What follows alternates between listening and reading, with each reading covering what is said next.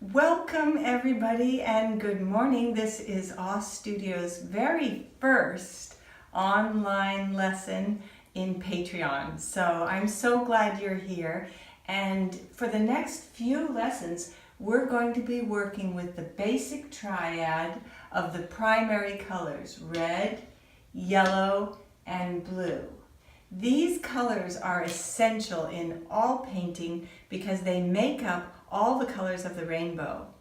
So today we're going to be using these three colors in watercolor paints, red, yellow, and blue. And I cover how to prepare these paints in the jars in another one of my online videos. Painting. However, if you don't have these colors and you have watercolor tube paints, those are also very doable for the kind of work we're going to be doing. You're going to squirt out a little clump of the watercolor tube paint onto plates and we can work with them there. And a final product for you to work with in watercolor might be a set of pan paints that you already have. Maybe they come in little round pans and they'll have many different colors in them.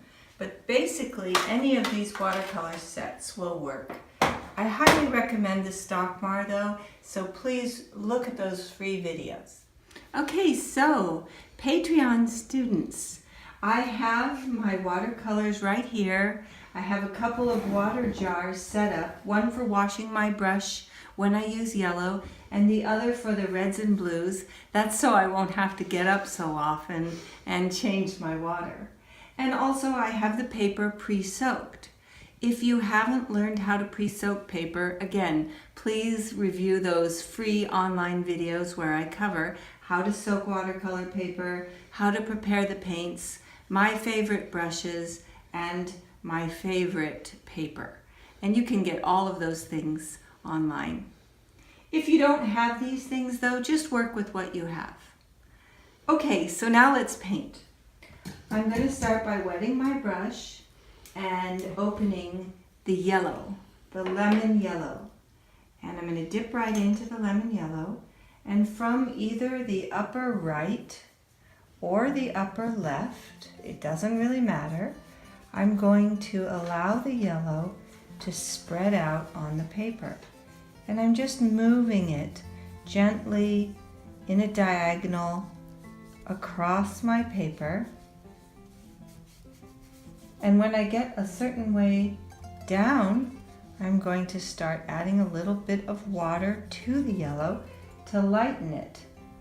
That way the yellow will be thicker and more radiant at the top of my picture than it is down here. And I can almost get down to a light white yellow at the bottom. Now you might notice that I have a few mistakes or mishaps here on the paper. That doesn't matter at all. Just if you get paper like that, don't worry about it. Just keep going with these exercises. Let's go on now with blue. Open the blue jar. You need to wash your brush and take blue from below and just let it spread out across the bottom of the paper and fill the bottom that doesn't have any color with a lighter shade of blue, and using water to even lighten it further up so that where yellow and blue come together eventually, it's very gradual and soft.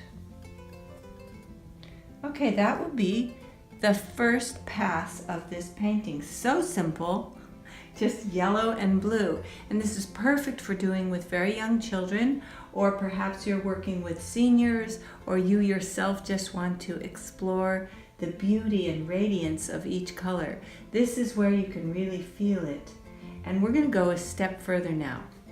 So for this, we're going to have to wash the brush off, get all the blue off, and take the yellow. a little bit thicker yellow, I can come right down to the bottom of the jar now, where the pigment is. And I'm going to put a heavier yellow on top of my light yellow. And you can see that yellow is very hard to get any shades or different value differences there, you see? But you can see a little bit lighter and darker yellow.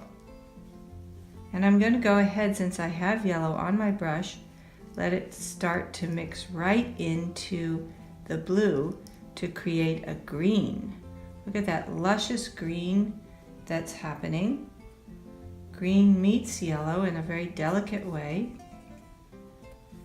And as it gets closer to the darker blue, it gets richer. And now, wash your brush again, dry it off, and come back to the blue. Tilt the jar a little bit and get the thicker blue from the bottom, and start at the very bottom of your painting and get a little bit richer blue, thicker blue on there, and it can spread up and create even a more luscious green. Look at that forest green coming, and I keep going higher and higher from the bottom of my page, working towards the yellows. And look at this green beginning to arise. I'm going to do some upright gestures here because in the video that's following, that's a little more difficult, I'm going to develop these into trees.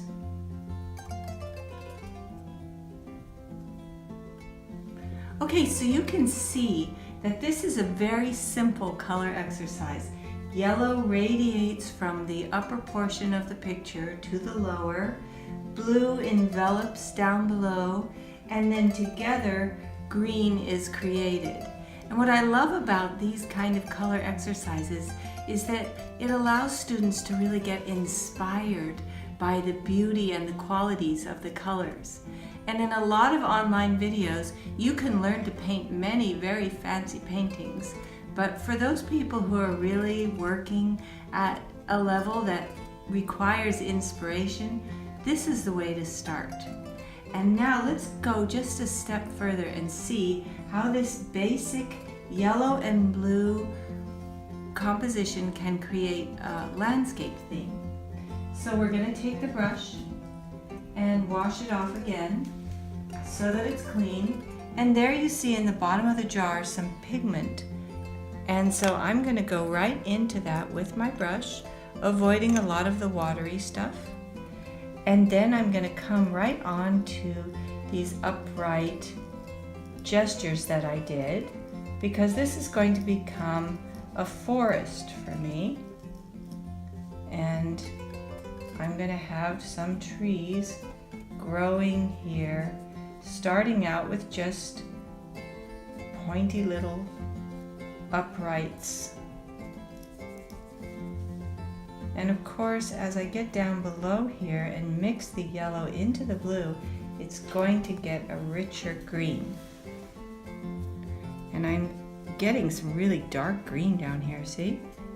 So now that I have that dark green on my brush, I'm going to bring it right up into the trees again.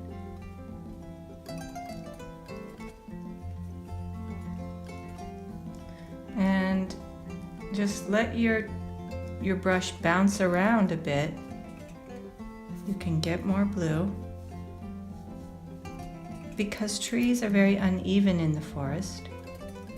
So we don't have to worry about doing every exact little tree. We just kind of let them appear. Keep mixing the blue from below into the areas up here.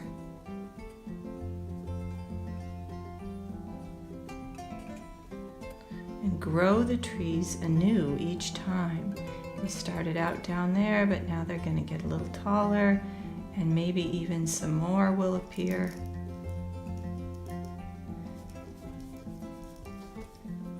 Now let's wash the brush dry it off, and take a little blue from the bottom. And again, this is the pigment at the bottom of the jar. See how this is going to create trees as well. A little bit darker value on top of the lighter.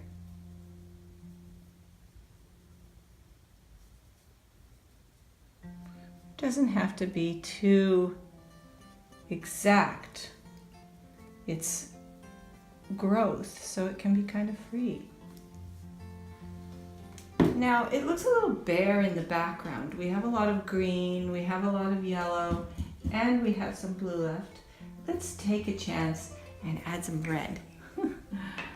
And we don't need very much red, just a tiny bit on the corner of our brush. And we might start by adding it a little bit into the trunks of the trees. And then I'm going to add it back here, behind the trees, because I'm creating kind of a mountain range back there to fill some of the background.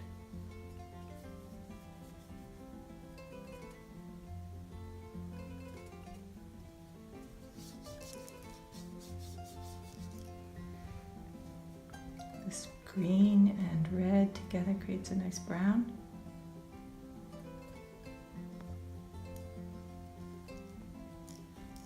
Take a little bit more.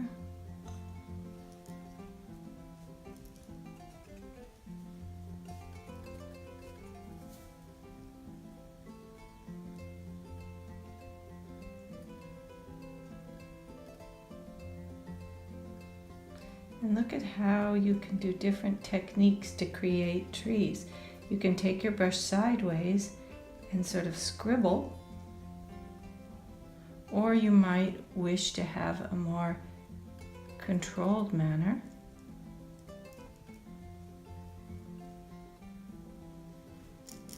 And that'll be about enough for a beginner painting.